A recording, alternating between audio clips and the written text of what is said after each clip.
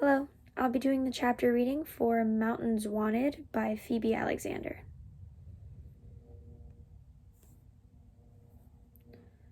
Don't Ask, Don't Tell, Chapter 1. Make it a 6-inch, please, directed the young man standing at the counter. Sarah stifled a giggle. 36 years old, and I still have such a dirty mind. Her gaze swept up and down the man's body. He was dressed in camouflage, and though his ass was mostly covered by his uniform, his thick, sturdy legs promised it would be equally spectacular. She bit her bottom lip as she turned to study the young woman behind her. She had soft, doe-brown eyes and auburn curls, and on her feet were kitten heels in a deep crimson shade. She seemed too young to be a fellow faculty member, too well-dressed to be a student. "I love your shoes," Sarah gushed, eliciting an embarrassed smile from the woman, who quickly averted her eyes. The man in front of her spun around to have a look, and Sarah caught a glimpse of the name tag on his uniform. McAllister. He grinned at her before turning to tell the sub-shop employee what he wanted on his 6-inch on wheat. Wow, he's gorgeous. The woman is gorgeous too, but she doesn't seem to be into women. Pity. Too much time had passed and Sarah had indulged herself with either sex, and both men and women seemed to be catching her eye more and more often these days. "I've been working too hard."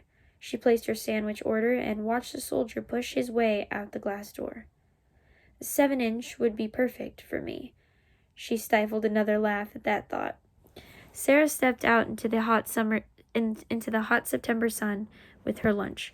She trekked across the quad toward her office in the art sociology building, reviewing the remaining items on her to-do list before her afternoon lecture.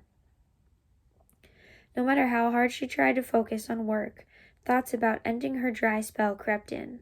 The phone buzzing in her pocket jolted her back to the present. It was her son Owen's school calling. He was sitting in the nurse's office with a fever. Shit, how am I going to accomplish both eating and running to get him before my 2 p.m. class? Only slightly daunted, she rerouted to the parking lot, where her car blasted its pent-up heat into her face as if there were a burning inferno inside. Sarah turned the key in the ignition, cranked up the AC, and crammed a bite of sandwich down her throat before backing out of the parking space. It was all part of being a single mom. Owen had perked up quite a bit by dinner time. Sarah presented her 2 children with a colorful stir-fry with just the right amount of spice. Owen gulped his portion down while Abby picked at hers. Sarah shook her head at this phase her teenage daughter was going through. Too much eyeliner, wearing skinny jeans and baggy t-shirts, with scraggly, uncombed hair, begging for a nose piercing and not eating dinner, only to gorge on potato chips at midnight. Sarah snapped out of her reflections on Abby to hear Owen ask, "What's an erection?" Abby looked mortified. "Ew, Mom. There he goes again with the gross questions. Make him stop." "Oh, Abigail, it's a perfectly reasonable question." Sarah was used to her younger child's inquisitive nature, which she heartily encouraged. By this point, she was completely unfazed by his questions and actually prided herself on the matter-of-fact scientific answers she provided him. An erection happens when blood flow is increased to the penis and it grows bigger and harder. Abby promptly left the table, shaking her head. Owen looked satisfied. It was always difficult to tell if Owen was actually curious or just wanted to annoy his older sister. Sarah figured it was probably a combination of the two. "Abby, put your food in the fridge in case you get hungry later," Sarah called after her as she started up the stairs in a huff. "I don't want you eating junk food late again." Sarah heard her cell phone ringing on the kitchen counter. Rachel. "Hey, lady. How was class today? Is Owen all right?" came her best friend's concerned voice. News sure travels fast. Sarah assumed Rachel's son Thomas, who was also in 5th grade, had told his mother Owen went home sick. "Yes, he's fine. It's probably another one of those 24-hour viruses that's going around. He just scarfed down his dinner as if nothing is wrong.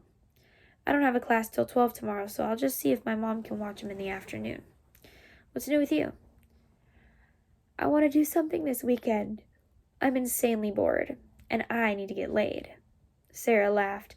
There was only one woman on the planet as blunt and open about her sexuality as she was, and that was her best friend, Rachel Brock. They were kindred spirits, destined to meet and become lifelong friends. They had been together since their Lamaze class gave birth to boys within days of each other, and when Sarah moved to Maryland, Rachel followed.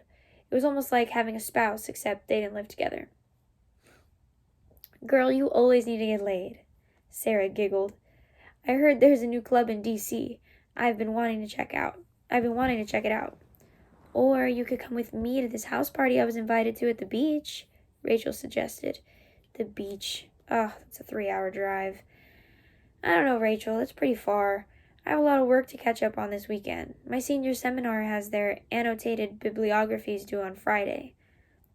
"Work schmirk," Rachel retorted. "I swear, Sarah, your girly bits are going to shrivel up and fall off if we don't get you some cock soon. Speaking of which, any cute students in your classes this semester?" Actually, Rachel might be more blunt and open than I am, Sarah recalculated. "How many times do I have to tell you that my students are off limits?" She heard Rachel start to protest. "When is this party?" "It's on Saturday night.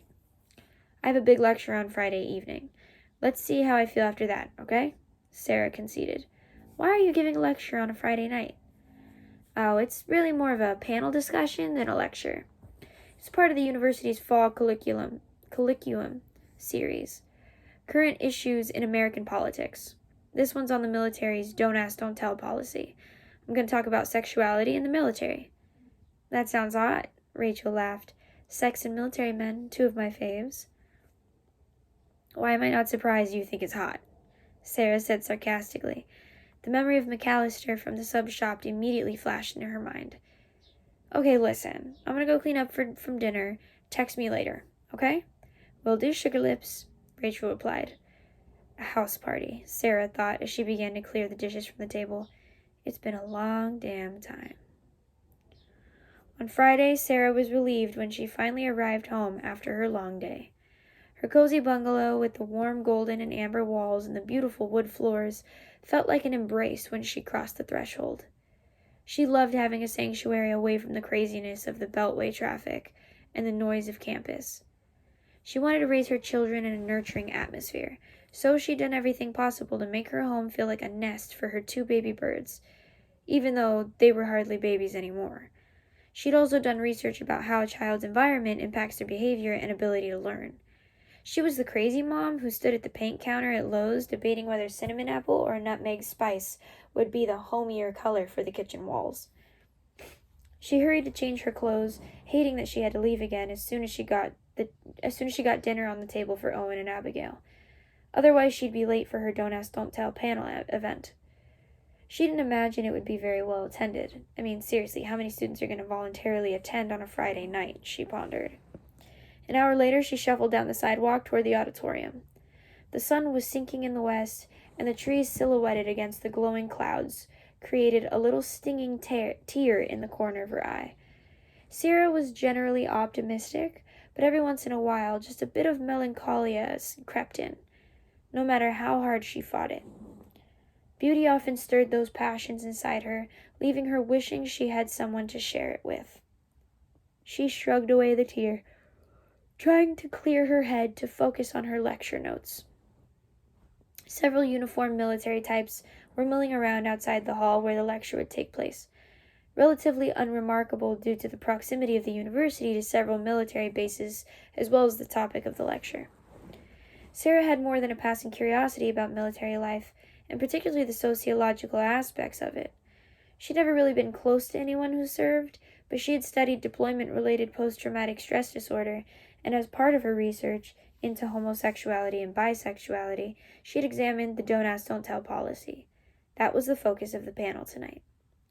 Sarah hoped for a lively but civil debate. It always surprised her how heated discussions about human sexuality could become. Why did people care so much about what others did behind closed doors? She fired up her laptop and watched the audience file in. Most of the military-type people sat near the front of the auditorium. One young man caught her eye and chose a seat within spitting distance. He was nearly 6 feet tall, sported sandy brown buzzed hair, broad shoulders, and piercing blue eyes. Well, if he isn't The quintessential all-American clean-cut army guy, Sarah mused. I think I will call him G.I. Joe. Suddenly his eyes met hers, and she was busted for staring at him. Recognition dawned immediately. He was McAllister from the sub shop. He smirked a little in return and then quickly glanced down at his program, where Sarah's picture and a brief bio fell on page 2. The panel moderator adjusted the microphone, initiating a bit of feedback which signaled the audience to quiet down, then proceeded with the introductions. Each panelist presented the findings of their research on the topic, taking 15 minutes or so apiece, and then the moderator opened up the floor for questions from the audience. There was quite a bit of passion and fire in the voices of those who asked questions, but civility was maintained.